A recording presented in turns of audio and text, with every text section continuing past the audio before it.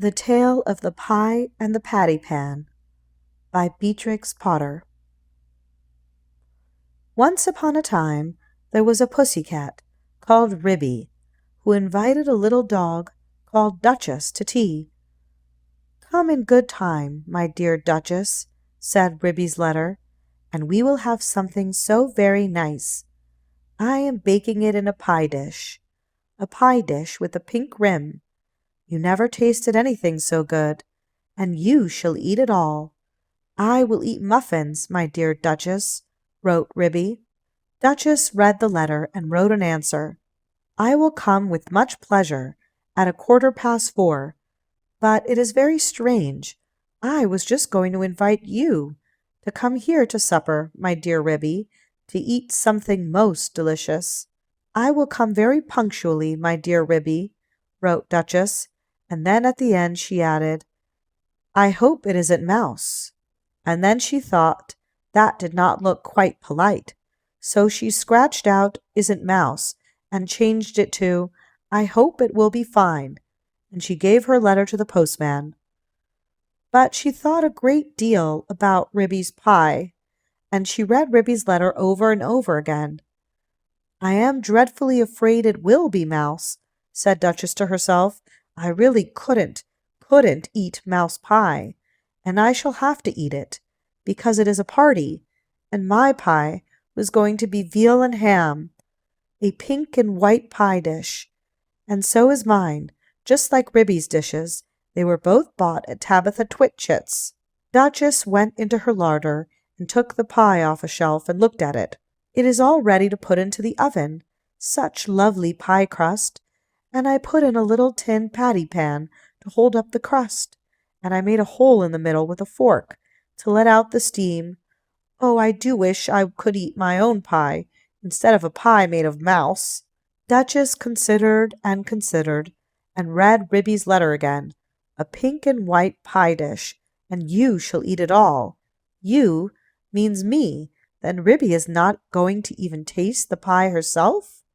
A pink and white pie dish? Ribby is sure to go out to buy the muffins. Oh, what a good idea! Why shouldn't I rush along and put my pie into Ribby's oven when Ribby isn't there? Duchess was quite delighted with her own cleverness.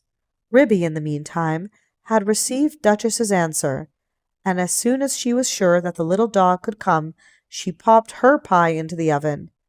There were 2 ovens, one above the other. Some other knobs and handles were only ornamental and not intended to open. Ribby put the pie into the lower oven. The door was very stiff. "The top oven bakes too quickly," said Ribby to herself. "It is a pie of the most delicate and tender mouse, minced up with bacon, and I have taken out all the bones, because Duchess did nearly choke herself with a fishbone last time I gave a party. She eats a little fast, rather big mouthfuls, but a most genteel and elegant little dog, infinitely superior company to Cousin Tabitha Twitchit." Ribby put on some coal and swept up the hearth. Then she went out with a can to the well, for water to fill up the kettle. Then she began to set the room in order, for it was the sitting room as well as the kitchen. She shook the mats out of the front door and put them straight. The hearth-rug was a rabbit skin. She dusted the clock and the ornaments on the mantelpiece, and she polished and rubbed the tables and chairs. Then she spread a very clean white tablecloth and set out her best china tea set, which she took out of a wall cupboard near the fireplace. The teacups were white with a pattern of pink roses, and the dinner plates were white and blue. When Ribby had laid the table, she took a jug and a blue and white dish and went out down the field to the farm to fetch milk and butter. When she came back, she peeped into the bottom oven. The pie looked very comfortable. Ribby put on her shawl and bonnet and went out again with a basket to the village shop to buy a packet of tea, a pound of lump sugar, and a pot of marmalade. And just at the same time, Duchess came out of her house at the other end of the village. Ribby met Duchess halfway down the street. also carrying a basket covered with a cloth. They only bowed to one another. They did not speak, because they were going to have a party. As soon as Duchess had got round the corner out of sight, she simply ran straight away to Ribby's house. Ribby went into the shop and bought what she required, and came out after a pleasant gossip with Cousin Tabitha Twitchit. Cousin Tabitha was disdainful afterwards in conversation. A little dog, indeed, just as if there were no cats in Sauray. And a pie for afternoon tea. The very idea, said Cousin Tabitha Twitchit. Ribby went on to Timothy Baker's and bought the muffins. Then she went home. There seemed to be a sort of scuffling noise in the back passage as she was coming in at the front door. I trust that is not that pie. The spoons are locked up, however, said Ribby. But there was nobody there. Ribby opened the bottom oven door with some difficulty and turned the pie. There began to be a pleasing smell of baked mouse. Duchess, in the meantime, had slipped out at the back door. It is a very odd thing that Ribby's pie was not in the oven when I put mine in, and I can't find it anywhere. I have looked all over the house. I put my pie into a nice hot oven at the top. I could not turn any of the other handles. I think that they are all shams, said Duchess, but I wish I could have removed the pie made of mouse. I cannot think what she has done with it. I heard Ribby coming, and I had to run out by the back door. Duchess went home and brushed her beautiful black coat, and then she picked a bunch of flowers in her garden as a present for Ribby, and passed the time until the clock struck 4. Ribby, having assured herself by careful search that there was really no one hiding in the cupboard or in the larder, went upstairs to change her dress. She put on a lilac silk gown for the party, and an embroidered muslin apron and tippet. It is very strange, said Ribby. I did not think I left that drawer pulled out. Has somebody been trying on my mittens? She came downstairs again and made the tea, and put the teapot on the hob. She peeped again into the bottom oven. The pie had become a lovely brown, and it was steaming hot. She sat down before the fire to wait for the little dog. I am glad I used the bottom oven, said Ribby. The top one would certainly have been very much too hot. I wonder why that cupboard door was open. Can there really have been someone in the house? Very punctually at 4 o'clock, Duchess started to go to the party. She ran so fast through the village that she was too early, and she had to wait a little while in the lane that leads down to Ribby's house. I wonder if Ribby has taken my pie out of the oven yet, said Duchess, and whatever can have become of the other pie made of mouse. At 4:15 to the minute, there came a most genteel little tap-tappity. Is Mrs. Ribston at home? Inquired Duchess in the porch.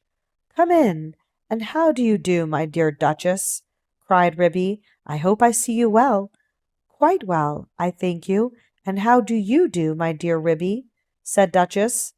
I've brought you some flowers. What a delicious smell of pie! Oh, what lovely flowers! Yes, it is mouse and bacon. Do not talk about food, my dear Ribby, said Duchess. What a lovely white tea-cloth! Is it done to a turn? Is it still in the oven? I think it wants another 5 minutes, said Ribby. Just a shade longer. I will pour out the tea while we wait. Do you take sugar, my dear Duchess? Oh, yes, please, my dear Ribby, and may I have a lump upon my nose? With pleasure, my dear Duchess. How beautifully you beg! Oh, how sweetly pretty! Duchess sat up with the sugar on her nose and sniffed. How good that pie smells! I do love veal and ham. I mean to say, mouse and bacon. She dropped the sugar in confusion and had to go hunting under the tea-table, so she did not see which oven Ribby opened in order to get out the pie. Ribby set the pie upon the table. There was a very savory smell. Duchess came out from under the tablecloth, munching sugar, and sat up on a chair. I will first cut the pie for you. I'm going to have muffin and marmalade, said Ribby. Do you really prefer muffin? Mine's the patty pan. I beg your pardon, said Ribby. May I pass you the marmalade? said Duchess hurriedly. The pie proved extremely toothsome, and the muffins light and hot. They disappeared rapidly, especially the pie. I think, thought the Duchess to herself, I think it would be wiser if I helped myself to pie, though Ribby did not seem to notice anything when she was cutting it. What very small, fine pieces it is cooked into. I did not remember that I had minced it up so fine. I suppose this is a quicker oven than my own. How fast Duchess is eating, thought Ribby to herself, as she buttered her fifth muffin. The pie dish was emptying rapidly. Duchess had had 4 helps already, and was fumbling with the spoon. "A little more bacon, my dear Duchess," said Ribby. "Thank you, my dear Ribby. I was only feeling for the patty pan." "The patty pan, my dear Duchess?" "The patty pan that held up the pie crust," said Duchess, blushing under her black coat. "Oh, I didn't put one in, my dear Duchess," said Ribby. "I don't think that it is necessary in pies made of mouse." Duchess fumbled with the spoon. "I can't find it," she said anxiously. "There isn't a patty pan," said Ribby, looking perplexed. "Yes, indeed, my dear Ribby. Where can it have gone to?" said Duchess. "There most certainly is not one, my dear Duchess. I disapprove of tin articles in puddings and pies. It is most undesirable, especially when people swallow in lumps," she added in a lower voice. Duchess looked very much alarmed, and continued to scoop the inside of the pie dish. "My great-aunt Squintina, grandmother of cousin Tabitha Twitchit, died of a thimble in a Christmas plum pudding. I never put any article of metal in my puddings or pies." Duchess looked aghast and tilted up the pie dish. "I have only 4 patty pans, and they are all in the cupboard." Duchess set up a howl. "I shall die! I shall die! I have swallowed a patty pan. Oh, my dear Ribby, I do feel so ill." "It is impossible, my dear Duchess. There was not a patty pan." Duchess moaned and whined and rocked herself about. "Oh, I feel so dreadful. I have swallowed a patty pan." "There was nothing in the pie," said Ribby severely. "Yes, there was, my dear Ribby. I am sure I have swallowed it." "Let me prop you up with a pillow, my dear Duchess. Where do you think you feel it?" "Oh, I do feel so ill all over me, my dear Ribby. I have swallowed a large tin patty pan with a sharp scalloped edge. Shall I run for the doctor? I will just lock up the spoons." "Oh, yes, yes. Fetch Dr. Maggotty, my dear Ribby. He is a pie himself. He will certainly understand." Ribby settled Duchess in an armchair before the fire, and went out and hurried to the village to look for the doctor. She found him at the smithy. He was occupied in putting rusty nails into a bottle of ink, which he had obtained at the post office. "Gammon, ha, ha," said he, with his head on one side. Ribby explained that her guest had swallowed a patty pan. "Spinach, ha, ha," said he, and accompanied her with alacrity. He hopped so fast that Ribby had to run. It was most conspicuous. All the village could see that Ribby was fetching the doctor. "I knew they would overeat themselves," said cousin Tabitha Twitchit. But while Ribby had been hunting for the doctor, a curious thing had happened to Duchess, who had been left by herself sitting before the fire, sighing and groaning and feeling very unhappy. "How could I have swallowed it, such a large thing as a patty pan?" She got up and went to the table, and felt inside the pie dish again with a spoon. "No, there is no patty pan, and I put one in, and nobody has eaten pie except me, so I must have swallowed it." She sat down again and stared mournfully at the grate. The fire crackled and danced, and something sizzled. Duchess started. She opened the door of the top oven. Out came a rich, steamy flavor of veal and ham, and there stood a fine brown pie, and through a hole in the top of the pie crust there was a glimpse of a little tin patty pan. Duchess drew a long breath. "Then I must have been eating mouse! No wonder I feel ill. But perhaps I should feel worse if I had really swallowed a patty pan." Duchess reflected what a very awkward thing to have to explain to Ribby.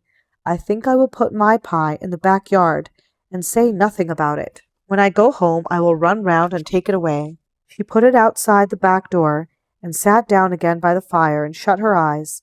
When Ribby arrived with the doctor, she seemed fast asleep. Gammon, ha ha, said the doctor. I am feeling very much better, said the Duchess, waking up with a jump. I am truly glad to hear it. He has brought you a pill, my dear Duchess.